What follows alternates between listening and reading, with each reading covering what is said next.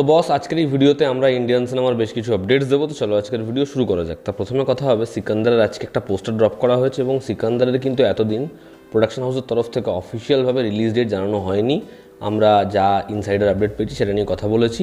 তা ছবিটার পক্ষ থেকে একটা পোস্টার ড্রপ করে অফিসিয়ালভাবে জানানো হয়েছে যে ছবিটা আসছে 30শে মার্চ, অর্থাৎ রবিবার দিন সিকান্দার ছবিটা রিলিজ হবে।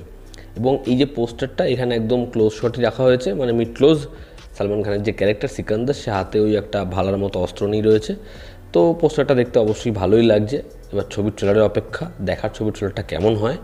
এবং যেরকম যা আপডেট, ছবির ট্রেলার আসতে পারে 22শে মার্চ আর না হলে 23শে মার্চ, অর্থাৎ রিলিজের ঠিক 7 থেকে 8 দিন আগে আসবে এই ছবির ট্রেলার, যেমনটা আপডেট আমি আপনাদেরকে দিয়েছি।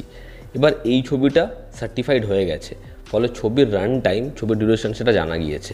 এবং কিছুদিন আগেই এই ছবির এডিট লক হয়েছে, মানে এডিটের কাজ অনেক দিন ধরে চলেছে এবং ফাইনাল যে পোর্শন, সেখানে ছবিটাকে আরেকটু চপ করে রান টাইম সেটাকে ঠিকঠাক করা নিয়ে কাজ চলছিল, যেটা ফাইনালি কমপ্লিট হয়েছে। তো ছবির ডিউরেশন কত? ছবির রান টাইম 2 ঘন্টা 20 মিনিটের। ফার্স্ট হাফ 1 ঘন্টা 15 মিনিট এবং সেকেন্ড হাফ 1 ঘন্টা 5 মিনিট। তো রান টাইম বেশ ঠিকঠাকই। এবং এআর মুরুগাদাস জানিয়েছে যে এই ছবির ট্রেলারে অনেক সারপ্রাইজেস রয়েছে। এটা শুধুমাত্র একটা মাস ফিল্ম নয়। যখন লোকে ট্রেলারটা দেখে লোকে এতটাই ইমপ্রেস হবে এবং এতটাই সারপ্রাইজিং এলিমেন্টস পাবে যে লোকে ছবিটা দেখার জন্য first day first show ticket book করবে।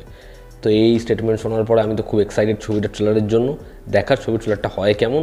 এবং এই ছবিটার যে রান টাইম, সেটা আমার মনে হয় ঠিকই আছে।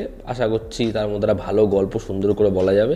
দেখার সিকান্দার বক্স অফিসে কী কী রেকর্ড বানায়, ছবিটা হয় কেমন।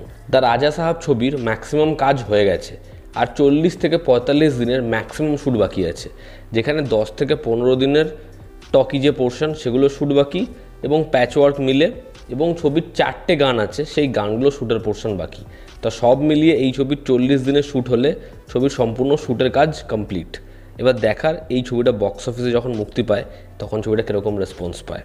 কালকির পরিচালক নাগ আশ্বিন সে স্টেটমেন্ট দিয়েছে কালকির পরবর্তী অধ্যায় সেটা কবে আসবে এবং তারা কি প্ল্যানিং করেছিল সেটা নিয়ে। সে জানিয়েছে পার্ট 2 যেরকমভাবে সে প্ল্যান করেছে, সেকেন্ড পার্টে ভৈরবা এবং কর্ণ এই দুটো ক্যারেক্টার নিয়েই মূল গল্প থাকবে এবং প্রভাসের পার্টটা আরও জোরালো হবে এবং তার স্টোরি টাইম অনেক বেশি থাকবে।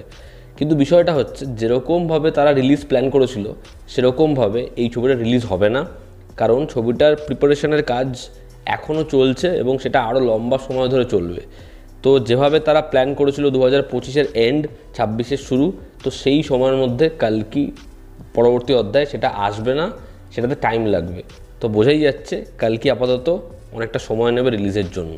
পবন কল্যাণের মোস্ট অ্যান্টিসিপেটেড ছবি সুজিতের সাথে ওজি, এই ছবিটার জন্য আমি বস মুখিয়ে বসে রয়েছি। হাংরি চিতা গানটা যা করেছিল, তো সেই ছবিটা কবে আসছে? লেটেস্ট আপডেট ওয়াইজ এই ছবিটা সেপ্টেম্বর মাসে আসবে এবং ছবিটা বিভৎস বড় রিলিজের প্ল্যান করেছে মেকার্সরা। দেখার পবন কল্যাণের এই ছবিটা বক্স অফিসে কীরকম ফলাফল করতে পারে, ছবিটা হয় কেমন। রামচরণের জন্মদিন 27শে মার্চ, সেদিন তার আপকামিং 2টো বড় প্রজেক্টের অ্যানাউন্সমেন্ট হতে পারে, যার মধ্যে সুকুমারের সাথে তার যে ছবিটা RC-17, সেই ছবিটার একটা অ্যানাউন্সমেন্ট হতে পারে বা হিন্ট দিতে পারে, এমনটাই আপডেট। দেখার সেটা হয় কি না। তো এই ছিল আজকের লেটেস্ট আপডেটস। এতে তোমাদের কি অপিনিয়ন জানিও। জনতা আমাদের পাশে আছে। আবার দেখা হচ্ছে। Take care.